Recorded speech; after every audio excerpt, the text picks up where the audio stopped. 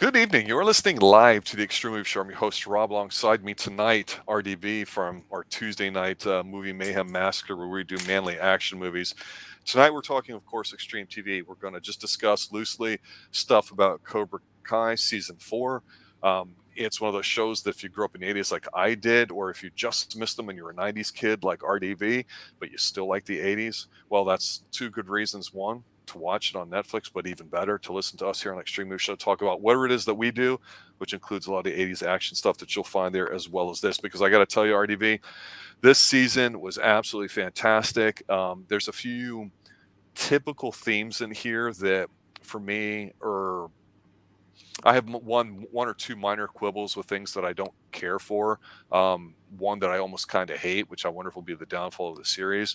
But four seasons in, 10 episodes this season. I guess most seasons are that long. I got to say, this thing is still hitting home runs every time. It's, it's like playing Madden Bowl and you're picking Barry Sanders. You just can't lose word like that.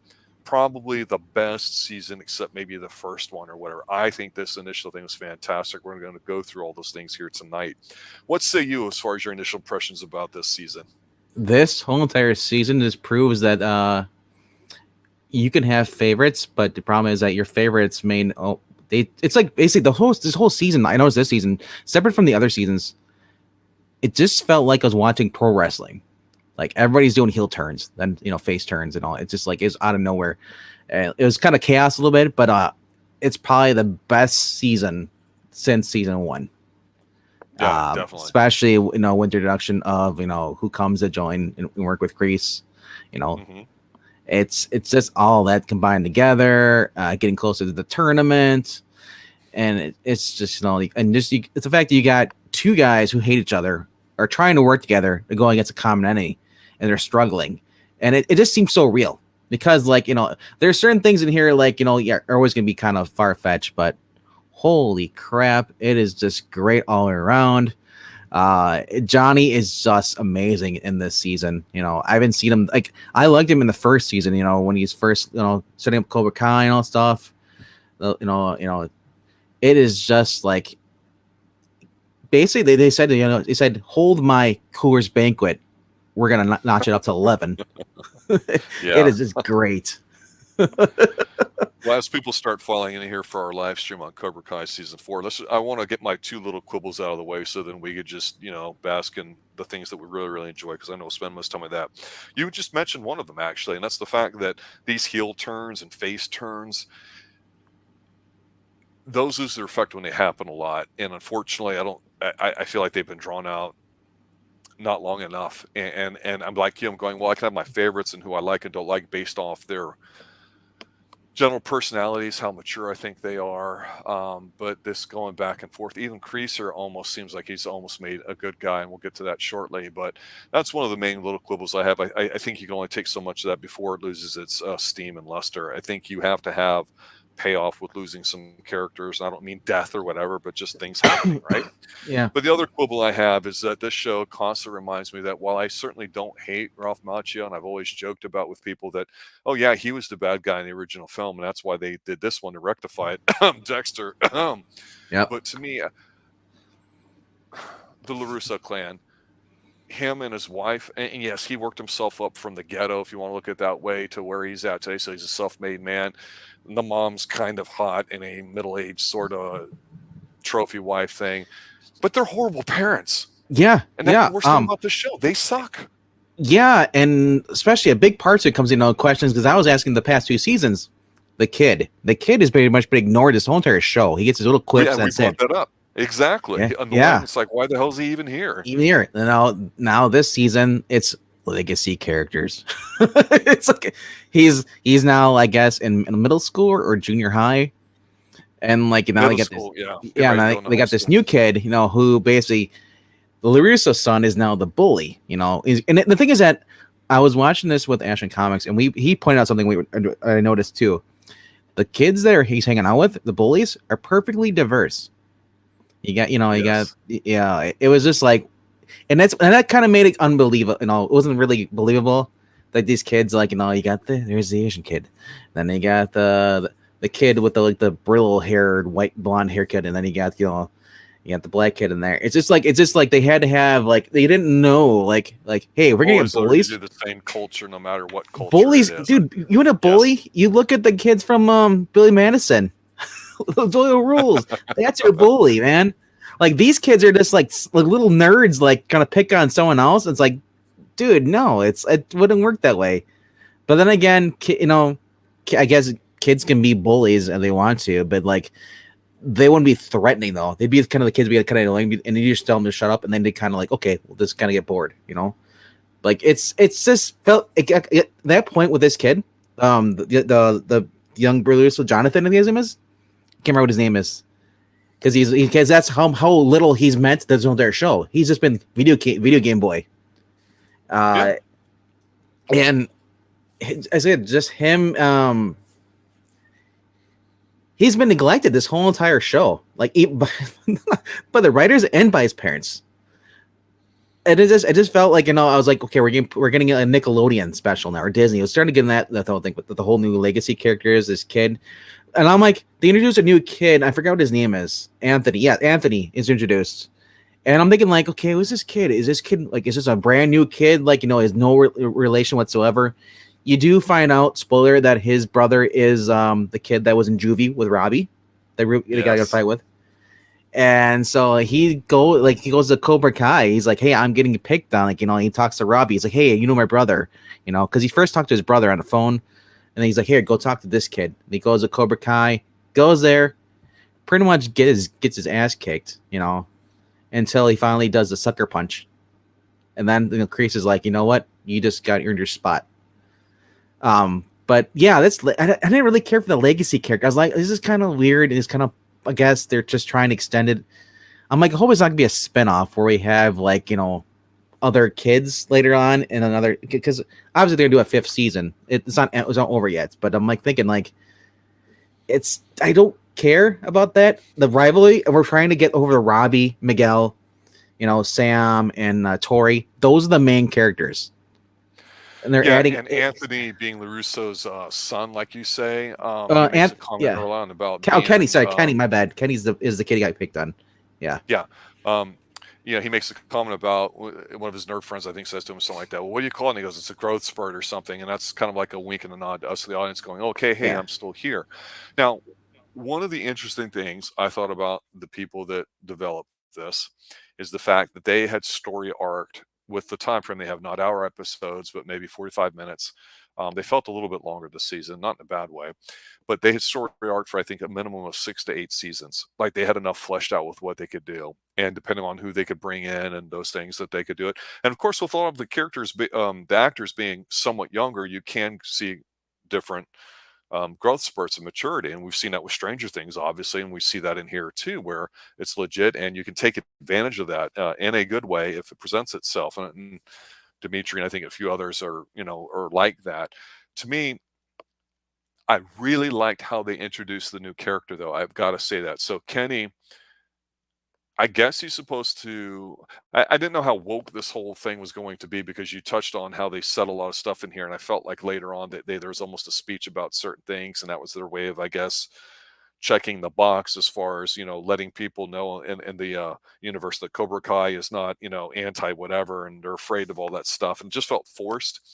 But Kenny, at first, I don't like the character, because I thought, okay, he's got a dad in the military that lives in what looks to be a really rich house. We never see the mom, so he's one of these latchkey kids that we used to call him back in the day. But he's playing games, and he's a nerd, and he gets picked on. But the fact that he's this guy's younger brother, that's bad news. I'm like, okay, that makes sense. And the fact that's LaRusso's kid being a bully, that's good stuff too.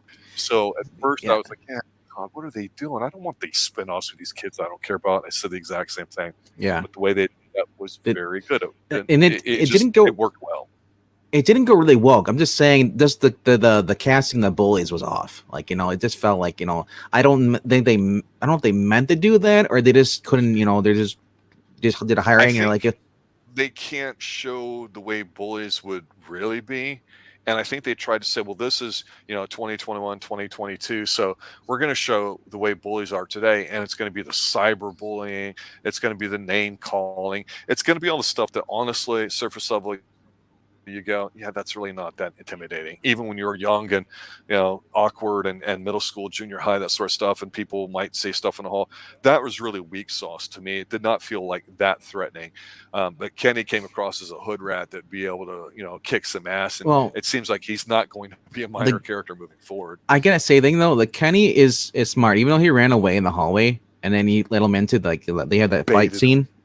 He baited him, but not only this, they don't see it inside the library thing until the end, because Kenny knows there's cameras everywhere. Being a nerd, so he spun it around so that they were the ones, exposing them, even though he just whooped their asses like Batman style in the library. Yeah, that was. I was like, whispering her name, and I'm like, oh, come on. I will say this though, I thought the fights in this season were done better. I think they did a better job of, even though you can still see a lot of little misconnections. I think the actual slowing down a little bit with some of the moves were done a bit more tastefully than last season. Last season, I thought it was shaky cam, cut cam way too hard. Here, I thought it was a little bit better and a bit more creative. And I think it's hard to with so many fighters and potential fights, you don't want to make every episode a fight. But it's really about the build up, and then the fight, you want to see something a little different, a little bit more mature. I think that worked out really well all the way through that too. So, well, the other thing I was kind of really disappointed this season is we got Danny was shown a new move, how to paralyze, temporarily paralyze somebody, pressure points. Yep. Didn't pass it on to any kids. Why? Because he's still set in his ways, and that's one of the reasons that comes in the issue with working with Johnny. Johnny still wants to teach Cobra Kai, which is basically he's just calling it Eagle Fang Karate, but it's still Cobra Kai. It's still strike first. He's doing all that stuff. But I gotta say though, I love Johnny's training methods. It's like, they go up to the roof. He's like, all right, I need you to jump across. You're like, are you freaking kidding me? Like, I'm thinking myself, I was laughing. I was like, what if somebody dies? It's going to cost. But I think they yucked on Johnny a bit though in this season. What about you? Oh no, well yeah, and Johnny was basically the same person. Even though he's matured a little bit, he always takes a step back. He advances and goes back. And Danny does the same thing too. Danny still wants to be in charge. He doesn't trust Johnny because it's even since season 1. So when they're doing their stuff, as far as their training stuff, he's in there teaching the kids, just meditate, relax, and you hear Johnny just calling them derogatory names outside when he's training them. So he has to go in an abandoned warehouse where was it Footloose? They were dancing. He was dancing in the car. I can't remember, but it was Hot Rod. I just Hot Rod. Check a review of that here on the Extreme Movie Show. Hot Rods, starring Andy Samberg. Go ahead. No, but like I said, it was. I love the different stuff he does, and they take turns, they swap kids, they teach them. So then Sam actually picks up what Johnny says. He's like because Johnny says you can't always be on defense, otherwise you never advance anything. You're just constant to the point where you lose. And the fact that they're going against Cobra Kai now, which has Robbie on it, Robbie knows both techniques. So they can't. So Sam's there's no point of me just doing defense if he's gonna combine, if they're gonna use their advantage against us. So Sam, and then you see Sam kind of getting more aggressive as she trains more with Johnny, and she's kind of she hates Tori. And this is another thing too. I thought Sam was wow, you really flipped. You went really heel this season. I can't stand Samantha. I'm team Tori all the way. Yeah, and Tori, and things that Tori was starting to turn around, and even towards the end, though, when she, we'll say that towards the end, especially when Kreese goes up to because what happens is Tori is working at she's a waitress in there, and then at this place food place, whatever, some fancy place in Los Angeles, whatever. Anyway, Sam's mom comes in there and starts Theresa telling her, hey, you're gonna leave my daughter alone, or I'm gonna call the cops and report them how you broke down my door and all that stuff. Because that was the last season's fight at the end. That was in the house, And like, you know, and there's some, I just kept laughing because there's this obnoxious guy, and it's like, you know, he's basically, hey, I want my order. He's like, dude, clearly, like he's so oblivious. And the thing is that there are people like this guy. It's not. It was perfectly cast, perfectly written because this guy's to be what he is. You know, just an idiot customer. Working retail for 12 plus years, you see these customers all the time. So I was like, I give him props for that because you know there's the you know people in there, but this guy want to leave her alone, and then she's doing that. And then she's you know she snaps at her boss. Her boss basically like fires her. He's like screw you, and she throws the apron, and then she tells the guy like the dude is like does everybody just so you know the noodles are like or like there's contaminated inspection report. Yeah. We hide it though, but the inspection for health and safety is we're actually at a B plus. We're not an A, like we tell you. So you might want to be careful with those noodles, or, but like I said, with that's with Tori though. My point is that Kreese really came off soft this season. We saw it in the earlier season when he found out Tori's situation. So when he finds out that Tori got fired, and he knows why. The supermarket thing that is just awesome, that scene right there, and that just sends chills when you know you can talk about that. That is and the thing too, because I think you're absolutely right with Kreese. We know Kreese is hard, but and so we kind of see almost a pivot here, which we'll get to in a moment, which is the best thing about the whole season. The thing with Team Tori is that we understand her. She's somebody who's had to go. She's like me. She's from the streets. You know, mean streets of Pine Hills, just west of Orlando, Florida, where we broadcast here from the Pine Hills Palace, way atop the tower. The stream's coming to you live. She we see her working jobs. We see her like in a Chuck E. Cheese type thing, like is dressed as a mermaid or whatever the hell it was, princess or something. Disney character princess. She's one that's a provider in her family. She is one of the most mature out of all of them. And Samantha is basically spoiled. And the thing that really pisses me off about the LaRussos is Daniel's just clueless, doesn't want to be the man of the house. He just wants to kind of relax a little bit. So he's not in charge. So he's got a loose household with his kid being a little punk, and he's a bully, literally. And that's embarrassing, I think, as a parent. But the mom, who's just kind of been a background stick figure there, even though she runs the business and all that, she'd be bored of this guy and banging, the gardener, for God's sakes, the way the Russo's acting. But the thing is she goes after Tori to kind of like tell her to back off. And it's like, take care of your own stuff at home, woman, before going to somebody else's place of employment and doing that stuff. So I have absolutely zero issue for Tori wanting to go nuclear. Complete Karen. Exactly. And of course we know that they're going to kind of maybe have their time to be together, sort of, which I was like, oh God, I can't stand the LaRusso family. And I don't hate him. I'm just ambivalent towards it. And I never thought I was Johnny's the bad guy. They're fine. But one of the issues with all this is that this has to lead somewhere, and a tournament at the end of the season is not it. On a big major arc, there's got to be something here. So let's just bring in and talk about the best thing. He brought in Terry Silver. Well, okay. I was still talking about the food. I was going to let you talk about the market scene, but you don't want to talk about that. Well, the market scene is just Kreese going in there intimidating her because of all that too. And so he's supposed to be the tough guy, but very early on when you see Silver, he's brought into the whole season slowly, and he's brought in where he's not the guy that we think that we knew, and not a lot of people knew about him. But the point is with Kreese, you're right, the supermarket scene is great because he reminds her, hey, you're the one that actually has the restraining order, that I have against you, not the other way around. He's got a great way of presenting things to people and all that, but when Kreese isn't in charge, he doesn't know what to do. And she drops it. That's probably his highlight of being in charge of this whole season. Great camera work though, because she drops this cheese and rolls over, and he picks it up. It's like, oh, you seem to drop this. It seemed to be not in your game. No, everything okay? Now, let me ask you: did you see Karate Kid 3 with him in it?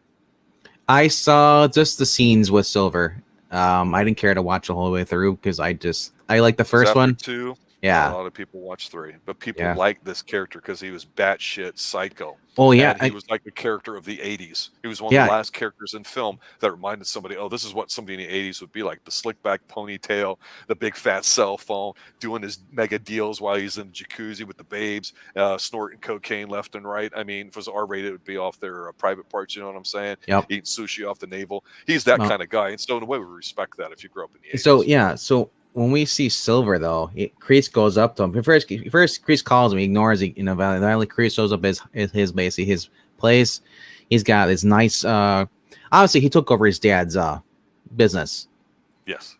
So he's got a nice big mansion and all that stuff, and he's got a party going on. He's got his girlfriend there. And, like they're not married. They're just kind of like living in the moment, the journey together. Yes. Really, and like he's a basically he's gone vegan. Vegan, full on like crazy, like just hippie, California hippie, yuppie, and so and like I love it how like it's like he's like and she's like, do you want to join? Tells the Kreese, do you want to join us for dinner?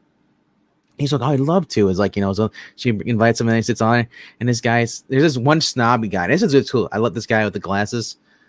Does the whole neck thing. Beard, bro. Neck beard, yeah. And it starts insulting the karate. Ooh, karate, more karate stories. You didn't tell us you did karates.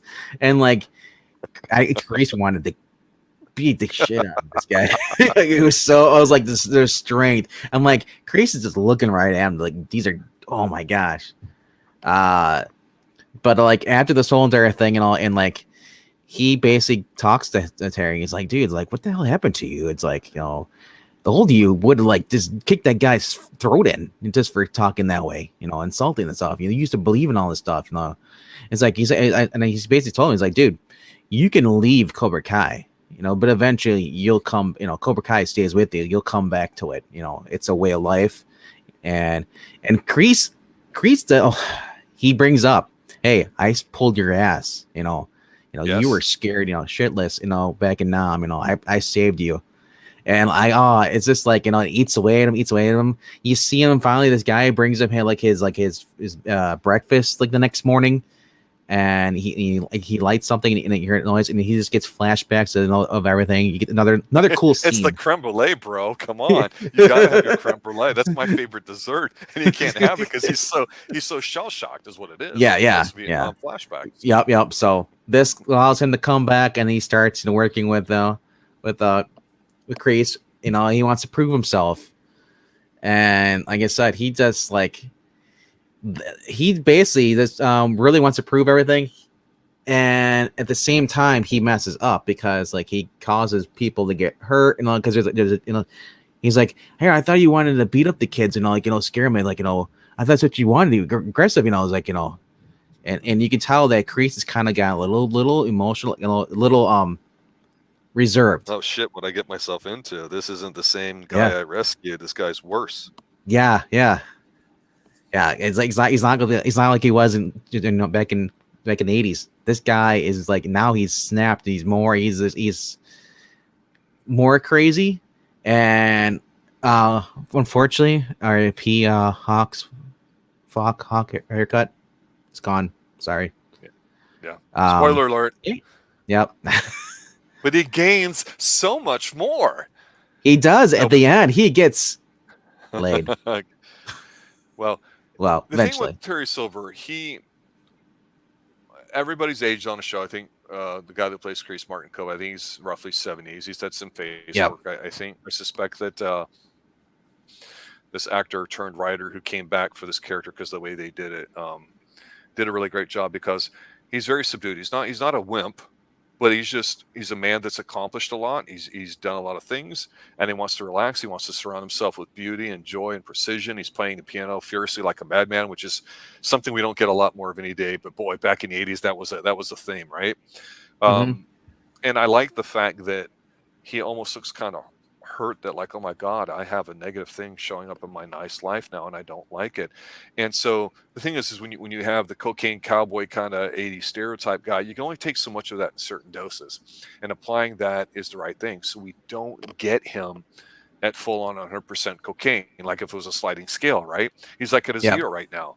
And so we see him hurt. We see him being really earnest about and low key about going, no, I really, appreciate what you did for me. And, I'll always support you for what you've meant in my life. And when I'm in, I'm all in. So yeah, I'll do what I can to help you. And so we see it in ways where he cleans up his act a little bit. He comes in, he's the supplicant. He's second in charge, but he's got money.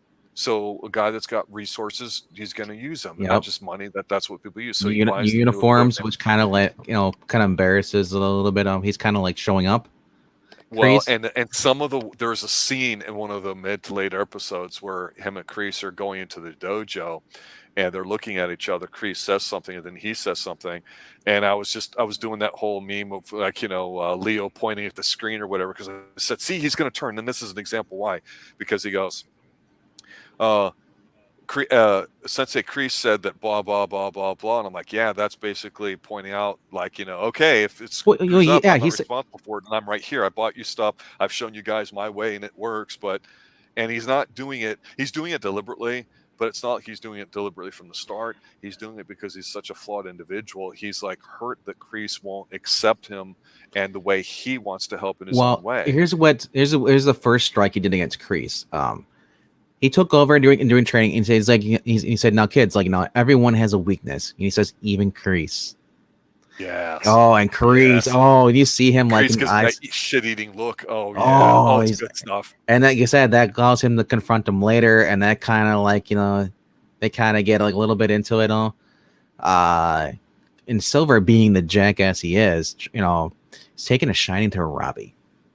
And Danny had told Robbie, he's like, when as soon as he found out that that Silver is back, he told Robbie, he's like, dude, you may be trying to play all sides, not giving anybody's way of life, but Silver will get his hooks into you. You'll change you, whether you won't notice it at first, but you eventually will, and like you'll become a whole person. You'll be a person you hate. You'll bring in all that anger you got built up, So he's telling him, he's like, you better get out of there. And Robbie, being the the idiot kid he is, he's like, yeah, I can do what I want. I'm in control. You're just blah blah blah, and I love how Robbie sees this. So eventually his eyes open up when he sees Kenny. He sees very mature though, doesn't he, Robbie? Robbie, he said he does, compared to the other ones, but like he's compared to what, he's since the second season when he stole the minivan now rocks. Now it's got the Eagle Fang logo on it. Right, on the door. It's awesome. I love the fact that it's still a stolen vehicle, and the fact and like Danny says, like, dude, like, you're still driving that stolen vehicle from my lot. It's like you. Robbie is like, he's matured a bit. Yep. Some of them don't look like they've changed much. Some of the guys look like they've had a growth spurt. Robbie's pretty. He's on the smaller side, but he's fit. He's good looking in a boyish sort of way. I'm surprised he wasn't raped in prison. He looks like the Sean. His mini Kreese. He looks like the Sean Hunter kid from Boy Meets World. He's like the troubled kid, but he's so handsome looking too. It's like, what is going on here? Like, they just cast him. He's not doing the sad puppy eye dog act at all this season, and that's no, the maturity part. He's calculating. He's going, yeah, we're going to learn both styles. Why? So we can defend against it. And it's like, that's so obvious. But the way he stands with his thumbs and his gi on his sash, it's like, that's a Kreese body language type thing. I think he's like a mini Kreese, but like he says several times to different adult authority figures in this season, he goes, I want to win, and I have to learn everything in order to win. He goes, because one style won't do it at all. And I like how he's kind of smart, because he's not a dumb kid. He never was. Yeah, he says it doesn't matter what style I use. All that matters is winning. Yes. No, I liked him. I thought he was pretty good. So let's talk about some of the other side characters. Anything pop up to you that Miguel. Well, no, Miguel is trying to change a little bit. So he's becoming more like Miguel is no longer like he's kind of drifting away from Johnny and more hanging out with Daniel now. Daniel is teaching him how to work on his mom's car and stuff like that. So he's teaching him how to drive. Johnny's getting jealous, it's revealed that he finds out about Johnny and his mom hooking up. He finds Johnny's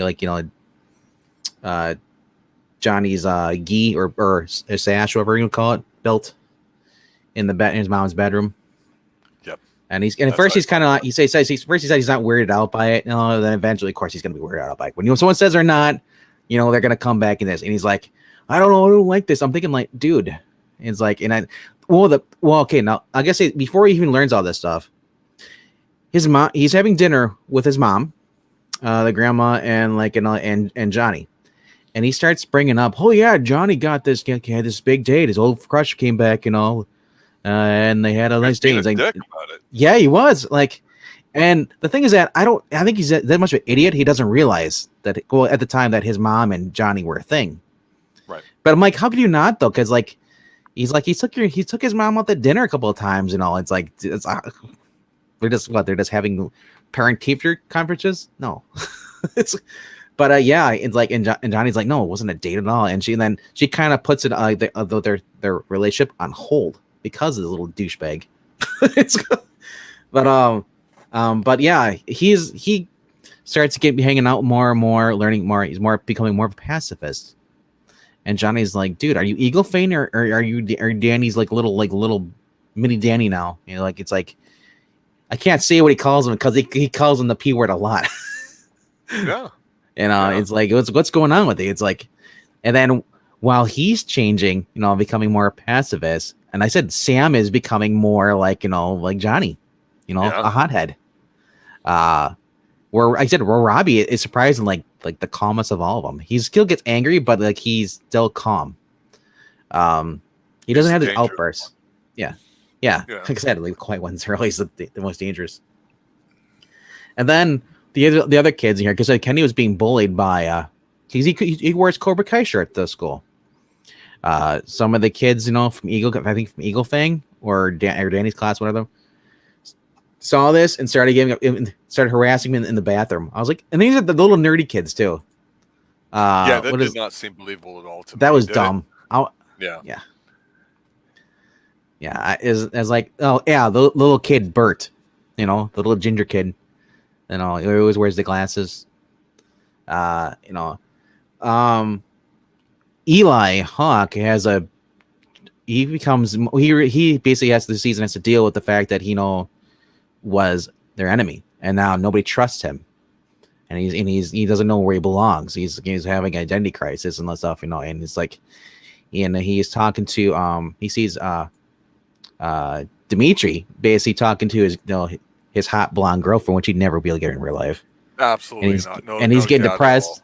He couldn't even. He's getting depressed and stuff, and Eli says like, hey, dude, it doesn't matter, you know, what you call yourself, you know, or what you look like. And he's like, dude, you're still the same person. So, and then he finds out that his ex-girlfriend is now single. She's no longer dating. She doesn't have a boyfriend anymore, and he kind of gets his hopes up, you know, trying to reconnect with her. The other thing was that the basically for the tournament, the idiot I'd call social justice warrior or just liberal mindset, the people on the board get very stupid ideas and typical ideas we do see, you know, well, I guess in California, or I guess in just any people who just don't understand the sport. They start making all these different rules. Instead of having the girls fight against the guys, they have the girls now have their own championship, you know, match division now. So that makes it a little harder for the bet, because the bet is that whoever loses has to retire their dojo. And I gotta say that wrestling, though, unless you're doing a job on the way out, you know, there's no enforcement of it. It's like, yeah, okay, whatever. I mean, it's like, well, MK's bringing up I think what you're talking about too here with some of this political stuff. The one woke chick for Eagle Fang was hilarious. And that was, and she wasn't. And thing is, they tried to get Johnny was going up to girls, and this is about the best scene you're gonna watch in this entire series, is when they're going to try to get a girl to join their team. He's like, yes, he's like, I want to pick up chicks. And I was like, what's wrong? He's like, hey, I got this abandoned warehouse over here. Do you want to hang out? You know, it's just creepy-ish. And we got nostalgia. It's okay. And don't worry, it's available. We got guys and girls. You know, it's like starting to look at sex trafficking almost. That's what I mean. They made him really seem stupid. He's not dumb. Well, no, that's how he was in the first season too. He is not that bright. And that's what he's always been that way. He's computer illiterate. Talking to girls nowadays is different than when you talk to him, you know, back then. Because back then he was a kid. He was their age. Now he's the guy. Yeah. He hasn't really matured wise, you know, as Johnny. You know, remember he I think he dropped out of high school. he doesn't have that much social experience, I guess, with the new generation. But what's funny though is they're trying to get a girl to join their squad because you know they don't have one. Sam's on Miyagi-Do or dojo, so they don't have one for Eagle Fang. They try to get this woke chick who's like a gymnast, through Eli Hawk's ex-girlfriend's friend tells him about this this girl. She's a gymnast. She might be able to join Junior. And Miguel is like, dude, like, are you sure you got it? He's like, no, wait. And he starts like just spewing off like feminist words and all that stuff. And she's like, yeah, I'll join. And he's like, that's cool. It's like, it's like, and Miguel's like, how do you know this? Like, I don't know any of these words. I'm just spewing off words. So, but she doesn't join. She goes instead. She betrays him. Goes to Cobra Kai. But they end up getting this. The best chick though is the bait girl. They get that was just too over the top. The recruiting scene there, where she walks with the other guy and tears this thing up. Yeah, that's kind of funny, but at some point you've got to psychopath. Stop going for these really easy yucks. It's this. We're 4 seasons and you got to start tightening up here a little bit. I liked her. I think she'll be good going forward. I feel like we're going to see her again based off of that. So I really like how they do bring in characters and introduce them, or have them on the back burner that they bring up later, right? Yep. Like I said, we still got another season. So this girl, even though she didn't do so well in the tournament, I apologize. I can't remember what her name is offhand, but it's not really important because you're gonna see a lot more of her next season. And it's interesting because I don't want to spoil the end because I'm not gonna tell you who wins because that you should watch yourself and based off of that. But like, man, if they bring somebody else back in, like they should bring in like Steven Seagal. Stop! Don't ruin the stream. Come on, he wouldn't get up from his table. Well, no. Would you like to see them bring in an actual martial artist into the actual show? I will say this. One of the things I shook my head at, said I don't like this at all, is Carrie Underwood. You can say she's attractive and a stinger. And but the whole thing that you were talking about is they tried upgrading this quote archaic tournament to what were current standards. And we've talked about Cynthia Rothrock, we've talked about Amy Johnson, we've talked about women a lot in martial arts too, not just American standards. And she got a name drop on the show as well. Cynthia Rothrock did. Yeah, exactly. Top Gun. got the Lions. Well, yeah, that did too. But it's we know that there's been point karate, and we know that there's been weapons and kata forms and all that stuff for scoring. Maybe there's slightly different states, but it's more probably an association thing. Okay, I'm speaking loosely here because I don't have a command knowledge of it.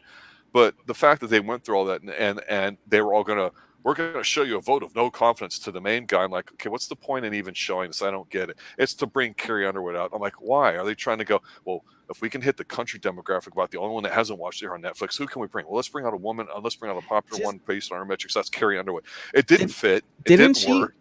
Wasn't she the did the Are You Ready for Some Football? There's one to get replaced. So Hank Williams Jr. They brought in Carrie Underwood to sing it. I don't know if that was her or not, to be honest with you. I don't think it but was. But it felt just as cringe as that, though. It was cringy. Yeah. And it was cringy. But this guy's like horrible. And it was the whole montage. They had her singing, while they're fighting during the tournament thing. And I was just like, this is just dumb.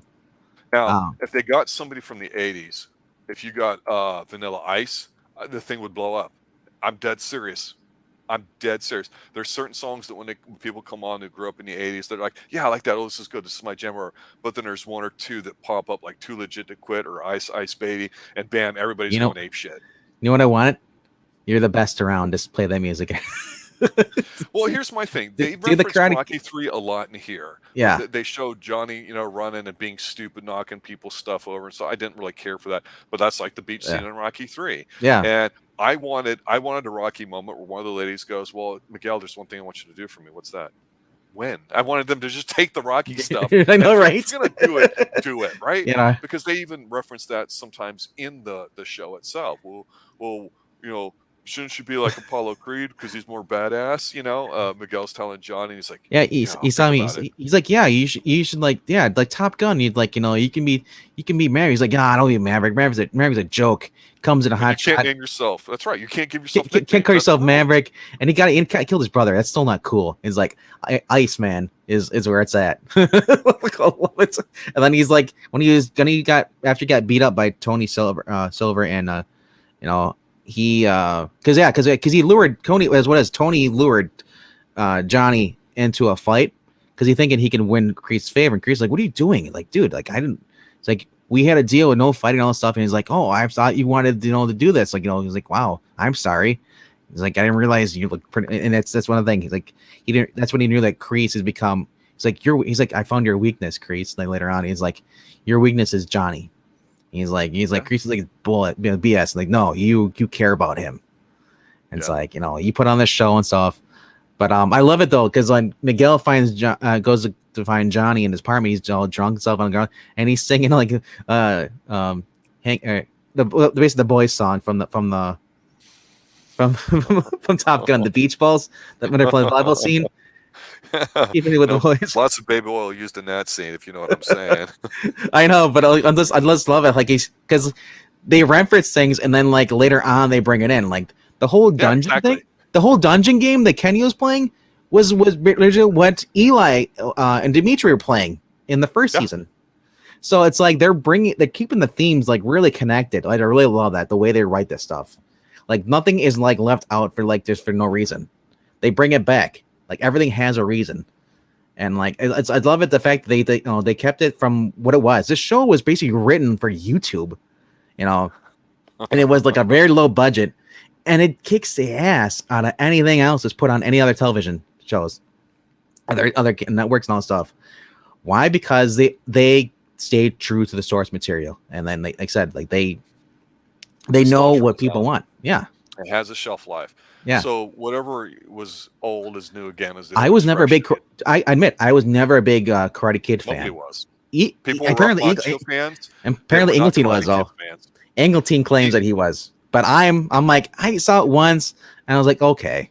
And he liked Peter Cetera, and we love a lot of different music growing up as childhood friends and all that too. But he edged more towards that, where I'm like, screw that. The guy's a wimp. I don't really like him. He was a pudwhacker. He was just a wuss. He wasn't somebody you looked up to as a role model, right? Yep. I mean, he was just a pretty guy, and all the little middle school girls like, rough macho. We also get more of a relation building between Johnny and Miguel, because Miguel never knew his father, or Johnny knew his father, but his mom. You find out that he kept after his dad had left. He kept all his dad's stuff. His mom didn't like it, and said she's like gonna marry the guy. I think it was Ed Asner was the actor who passed away. And But he said, I never blame.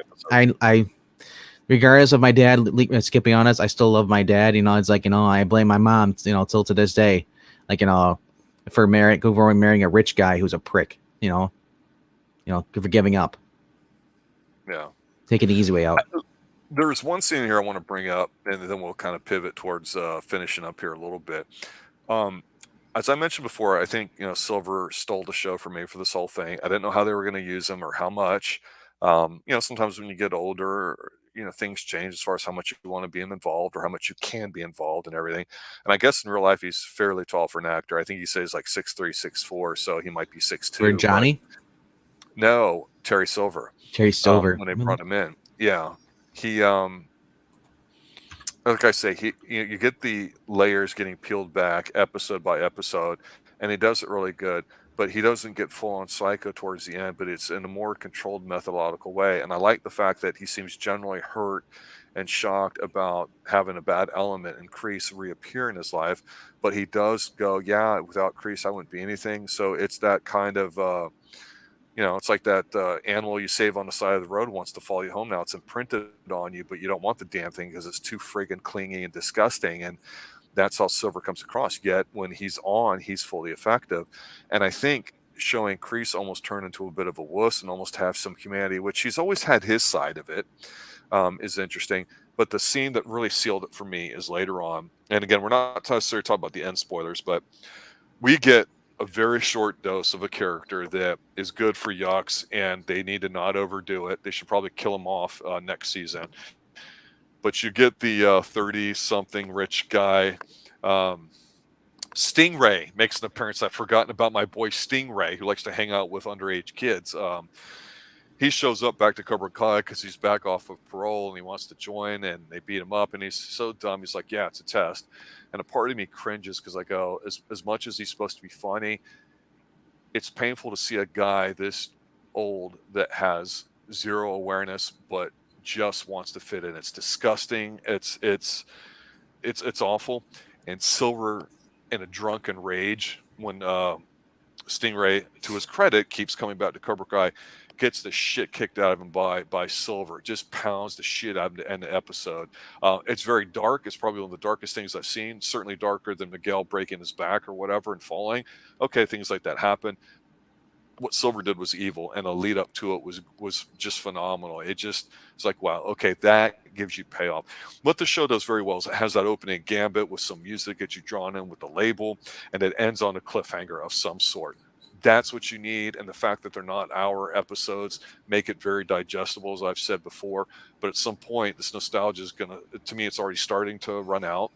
I like some of the characters. I like mixing things up, but everybody can't have every single experience, learn every single method and all that. There's got to be some culling of the herd, if you will, in my opinion, moving forward. Even if this goes 4 or 5 more seasons, which I think it could, there's got to be some overall arc there too, and it's got to mature and grow up a little bit because it won't last being sugar all the time. That being said, still very, very good. And I'm not going to talk too hard about the last couple episodes, which are the All Valley tournament, where there's a men and women's Mhm. side.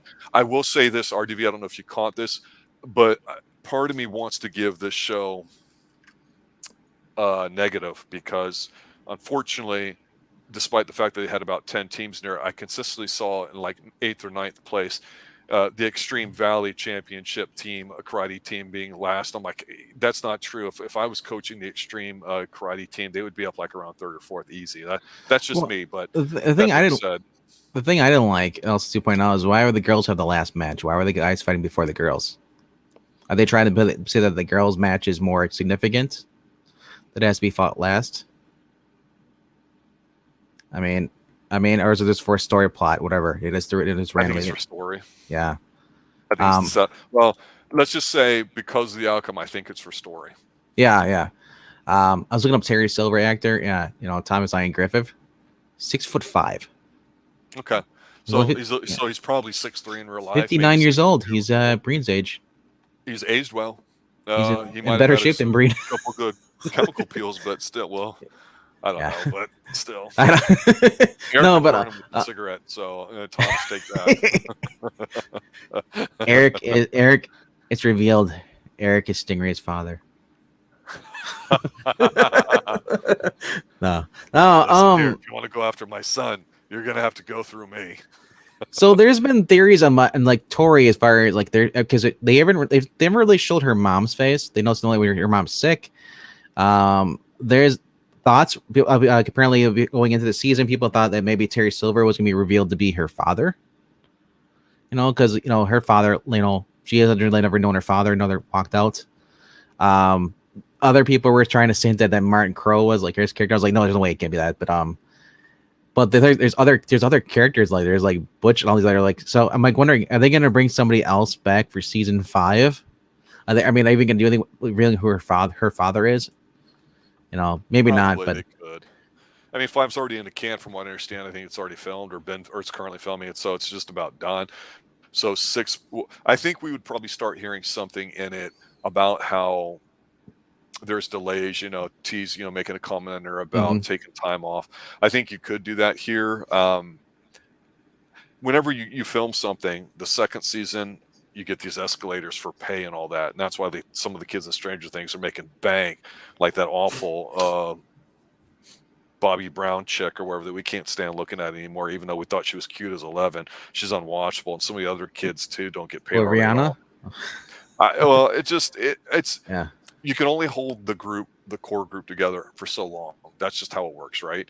So here, you've got enough characters that you could do other stuff, but at some point you've got to pivot on this. And we all love binge watching it now. It's Christmas time, or end of the year, beginning of the year, so it's a fun, festive time. We enjoy it. It's digestible. It's great, but then we forget about it. And I've always said from the beginning that if they had released this one episode a week with a cliffhanger or something, I feel it would be one of those water cooler, coffee Well, cooler type yeah, discussions they have rather than what we're doing right now.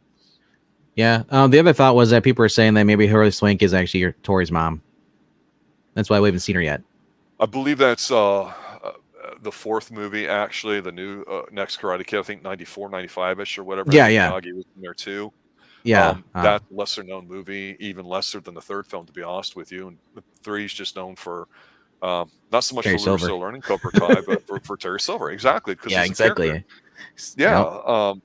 I remember going in the mid 90s, I'm looking for like Universal Soldier 2, to rent out on VHS. And I'm like, next Karate Kid, it's a girl. I don't get it, but that's when we started having sequelitis with everything too. And Yeah, yeah. And like I said, so I'm just curious to see if they're gonna bring Hilary Swank back into that. She has been like, I wouldn't say she's an A-list actor, but she's been getting some roles. She was just okay. recently in a movie last year. I think you liked, Fanatic, was it, or something like that? She was a cop and stalking the guy. She had a one night fling, one night stand, and then she was I'm in the other never one. good Yeah. to liking that trash, but I did watch it. It's like Body Double, one of our most popular videos this past year on the Xtreme Movie Show. It's an erotic thriller, if you want to call it that. And the man Yes. gets what's coming to him because it doesn't handle his business. And going back to LaRusso, that's the problem. If only these parents would get hard, set a well-grounded example, and stop screwing around with all this stuff and letting their kids figure things out, life would be a lot better. And frankly, Sam, Tori should just whip your ass, but I'm afraid you two are going to be besties soon, and I'm just not Mhm. going to like that. But Yep. no. All right, let's start wrapping things up here a little bit. Overall, we've talked about, without getting too much into spoilers, a lot of the stuff we liked. We both agreed that we thought it was the best season since season one. I had some concerns about the way things are handled personally or like that. But going forward, without maybe spoiling things too much, not that we care about that, what do you think's going to happen in season 5? What would really pop you? What would be Well, good? without I And try not not to give Stevenson all spoilers. comment either. Huh? No, it won't be Steven Seagal. It'll be Jean-Claude Van Damme. I would pop up. Well, they watched Jean Claude in here. You see Yes, that? Bloodsport. Yep. Sands of the Eye, just so great. Oh yeah, drive. I mean, he's still in shape. He can still kick high. So they could bring him in if they want to. But yeah. Bring him in as See, the Russian guy, right? oh What was yes, that? Was that yes. Best of the Best or whatever we watched? Remember? They should bring if they brought in him, I would pop No, hard that for wasn't Best of the Best. That was the other one with the kid. Where he wanted the. Yeah, he moved from Seattle to Yeah. Los Angeles, California, or Yeah, something like that. whatever. Yeah. Yeah. Sidetrack. Anyway. So yeah, I'm trying not to spoil for what's coming. Like as far as because if you haven't watched the last episode, the last 20 minutes, it's gonna spoil for you because something big does happen at the end. Mhm. So and it's really gonna affect what's going on. But you're gonna see a lot of Taylor Silver next. You're gonna see a lot of Martin Crow or Crease. You're gonna see them in there. You're gonna see Robbie switching sides possibly. And then Miguel and then Johnny are gonna be off somewhere.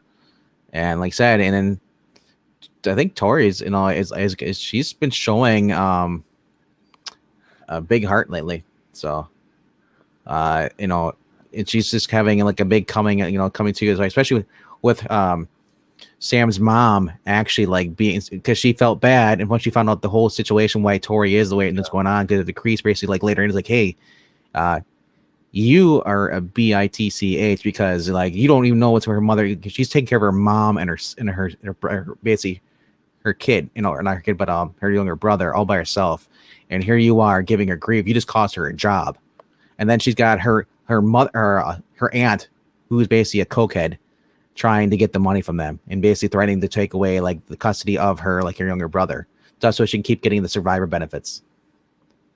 Yeah, but yeah, I don't. It said Terry Silver is gonna be the big bad guy in the next season. Continuing on, this was his introduction as a warm up. So, with that being said, I hope you guys still, even though we've sweat a lot, go back and watch this season. This is probably the best season since the first season. And I'm just saying it is fun. Everything they want to hear.